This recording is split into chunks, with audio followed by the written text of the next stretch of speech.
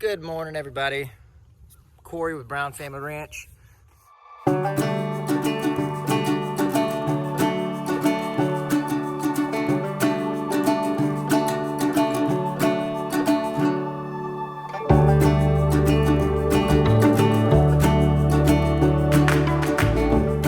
we're out here today.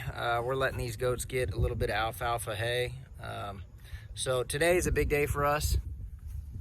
As you guys know, we have switched to Kiko's, and we still are currently in the process of getting rid of our Nigerian Dwarfs. The reason we're getting rid of our Nigerian Dwarfs is because they are just very pampered goats, and we just don't have much time to constantly stay up on the deworm. I mean, it's like every 3 months. And we've also noticed that we have been having a lot of issues with them. Genetics is a big thing, and that is what we're going towards. We're going towards more genetics, and we're tired of getting bad genetics. You know, that happens whenever you buy cheap goats from people you don't really know, and they're either unregistered, which I'm not saying that all unregistered goats, commercial goats, are bad and have bad genetics. That is not true, because you could have a really good herd sire, and they're just, you physically can't register them because it's just not in their lineage. But so like I said, we're getting rid of the Nigerian Dwarfs. I am really excited about it, but also sad. Some of these goats, like Mike and Sully in this pen right here, they are great genetics, great genetics. Great bucks. It's just we don't have room for bucks. We don't have enough pens to separate everybody properly, and we also only have 10 acres, so we don't have, you know, that much land to really play around with. So, moral of the story: have good genetics, have one breed, and stick to that. Is kind of the lesson that we've learned. I'm gonna get out of the wind here. Sorry about that, guys. But yes, one breed, good genetics will help you tremendously on your journey of goats. Like I said, we're moving to Kiko's simply because they're hardier. They're built better. They are bred to be hardy, to be non-parasitic. I mean, every goat has parasites, should I say, but they're just built differently. They're bred to withstand, you know, a higher worm count. So, like I said, we're getting rid of these guys. We've got the purchasers, the buyers coming today at noon and another time. And then we also have some purchasers coming tomorrow. So we're excited to kind of start a new chapter of the Brown Family Ranch, which would be, you know, Kiko's. We're going to be doing some buying into genetics, good genetics. One person we're buying from is Bodark Kiko. Good guy. I've been in contact with him for a long time. Go check him out on YouTube. He will have them ready, I believe, in May, possibly May. And that is when we will go pick up multiple does and one buckling. So I think 5 doelings and one buckling. He's going to be our herd sire, but we're going to have to wait. We can't breed them for probably a good 1.5 to 2 years. So, but we are going to purchase also 10 commercial does from an individual that I met on Texas Homesteading page on Facebook. So we're really excited about that. Our herd is going to be growing, and you know, like we've always said, big things are coming from, you know, Brown Family Ranch. So that's good. But we will be saying goodbye to our Nigerian Dwarfs, and like I said, they're the OGs of the farm. But we just can't do it anymore. It's sad to see it, but you know, we're moving on. We're moving on to bigger and better things. You know, these are more pets than anything, and they kind of produce, you know, decent milk, but you know, they haven't been producing, and that's a bad thing. That's not good, not for us.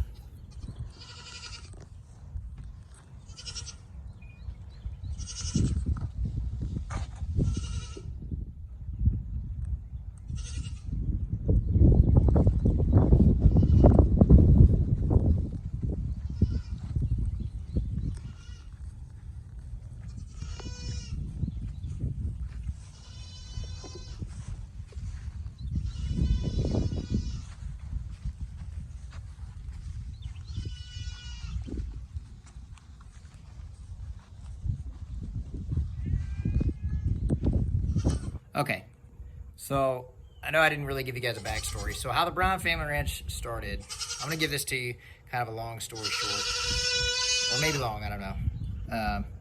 But will you be quiet? Shh. Sorry guys, being rudely interrupted. So how the Brown Family Ranch started, we obviously purchased a piece of property. We built on the property. Shelby mentioned her wishes for having goats, and so I met a lady named Michelle who has been kind of our mentor in getting everything taken care of and set up for us. Well, I ended up buying 2 bucks from her and as a pet. It was more of a pet. So she was going to ban them, which means castrate them. But you put a band around their deal, and eventually they fall off, right? So she was going to do that, and then I told her, I was like, you don't have to do that, just because I didn't know if we wanted to breed or not. But so she ended up cutting them off and cutting the bands off, and so then now they're still fertile. But so I ended up taking them home. I didn't have a crate, so I just put them in the back of my car, and they almost broke my back window out. So we brought them home. I surprised Shelby, which if you look back on the Brown Family Ranch page, you'll see pictures of her and how excited she was. She was super excited. You know, they're more of pets as of right now, and they were just babies. I think that was about 2 years ago. So we ended up getting those. We built a little pen for them. Get this, I built the pen the day after I got them. So, and you know, I don't think I've ever learned my lesson of building first and then getting or purchasing. So I built the pen around the 2 goats that we had, and then we were good for a little while. They were just our little buddies, and then we ended up deciding to buy another one, which the 3rd goat we had, Lucy, and this is why I say we've been having issues, is because Lucy just recently passed due to a high worm count. So, what are you doing?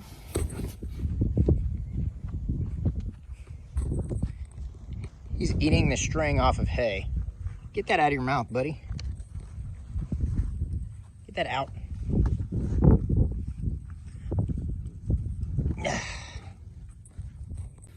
That was in the fire pit.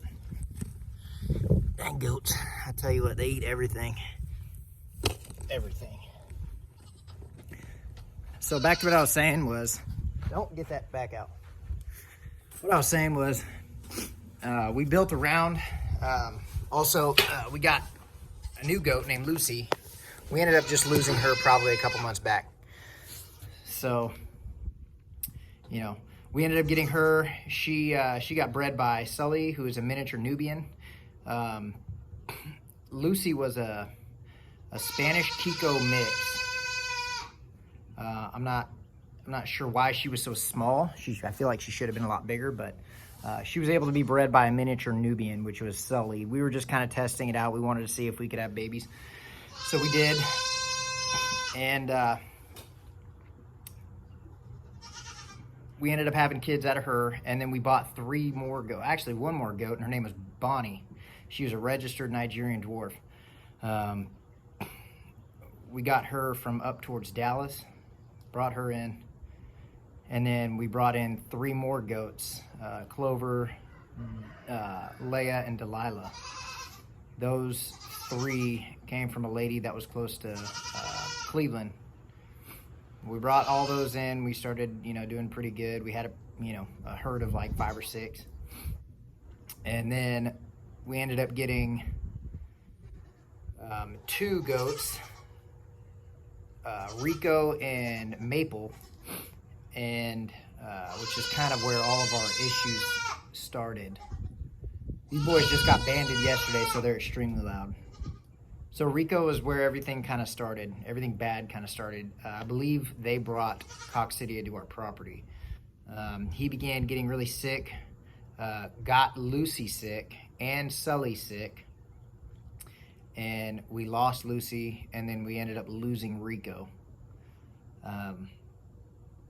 Unfortunately, all of this has kind of happened. We've lost 8 or 9 goats this year, just within a year's time, between full grown and kids, babies.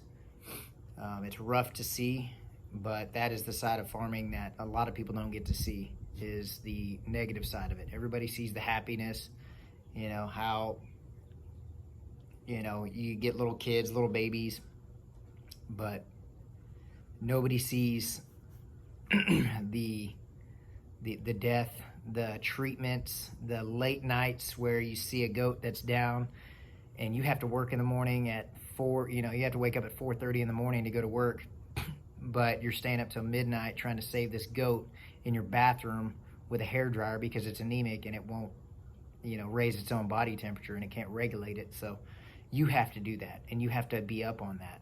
Shelby stayed up the other night till 5 o'clock in the morning trying to save a little baby goat that ended up passing from anemia from having coccidia. Coccidia is a bacterial infection, and it is very common in these parts of the state, which, East Texas, Southeast Texas.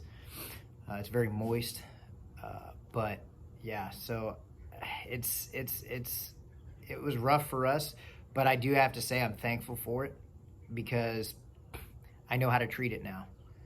I know how to combat it whenever I see the symptoms. I know the symptoms now. Thankfully, there's a thing called YouTube, which is, extremely helpful. It helps us get to be able to, by a click of a button, go look at, signs, symptoms, what to do, and everything like that. And like I said, I've learned a lot from Bodart Kiko. His videos have helped out. Also, I've learned from, Facebook pages, goat emergency pages. But I'm thankful for it because we're about to get into, more genetics. So those goats cost a lot more. Those goats have a lot better genetics. They're going to be a lot hardier, but also, there is always that risk there where you're going to have a sick goat and you're going to need to know how to treat it. So coccidia, like I said, is pretty much our main issue right now. I know how to treat it though, and it's going to happen. It's going to happen with a lot of goats, but we'll be able to handle it. And once we get rid of the Nigerian Dwarfs, sadly enough, I don't want to get rid of them. I wish I could keep all the goats, but just can't do that. Don't have enough property, don't have enough fencing, don't have enough pens, and I don't have enough money to be feeding something that's not producing for the farm. So it's not our mission here. Our mission is to be able to produce meat goats and sell them at registered price, and commercial. We're also going to have commercials, so we could, sell at the sell barn and, get a pretty good penny for them. Prices of goats and goat meat are, pretty high. In some cases, $4.75 a pound. But so that's essentially our mission here. We are working towards it. It's going to happen. We're doing the best that we can. So that's essentially what the Brown Family Ranch kind of consists of, what we've started at. We've We've had trouble, we've had trial, but it's happening, and we're gonna keep going no matter what. So yeah, y'all, if you like the content and you are a follower, make sure to hit like. If you're not a follower and not a subscriber, hit that subscribe button. It's free, and you're gonna see a lot of new things from us. We're gonna be going on journeys, we're traveling, picking up goats, and watch us grow, watch us become better farmers, goat farmers. And you know, we're gonna be building a lot. We're just building based off of what we got. We're trying to build a legacy, and that's what it's gonna be. So if you believe, you can achieve, right? So in May, we should be going to pick up a lot of goats. So we're going to be investing in good genetics, and we will be investing in our farm whenever we do that. So y'all stick along, and like I said, hit that subscribe button, comment, let us know, you know, what you think we can do. If there's, what ways do you treat coccidia? What ways do you, in what ways do you run your farm to prevent coccidia or worms itself? I mean, I've heard of people, you know, pouring Corid in their water as a treatment. I've heard of, you know, horse coccidia treatment being used, so you don't have to go to the vet to get the treatment, because that's expensive. I mean, I went to the vet the other day, and for, you know, 6 goats to be treated with Panazaril was $380 something, when all I'd have to do is buy a 200 milliliter bottle of I forget what, tortazerol, which is a horse coccidia treatment. I mean, it does the same thing. I don't know which one's more effective. I haven't done that research, but I know that, you know, I could have used that and spent $100 instead of $380. Like I said, that goes back to the mission of the farm. Are you trying to make money, or are you trying to lose money? Obviously, you want to have a goat vet, or any type of vet on you know, on speed dial. And if I can give someone a little advice from my little knowledge that I have of this, get a vet that specializes in goats. Don't just go to any vet, because we've had incorrect diagnoses, and that's how we lost Rico. Was we brought him to a vet that we didn't know.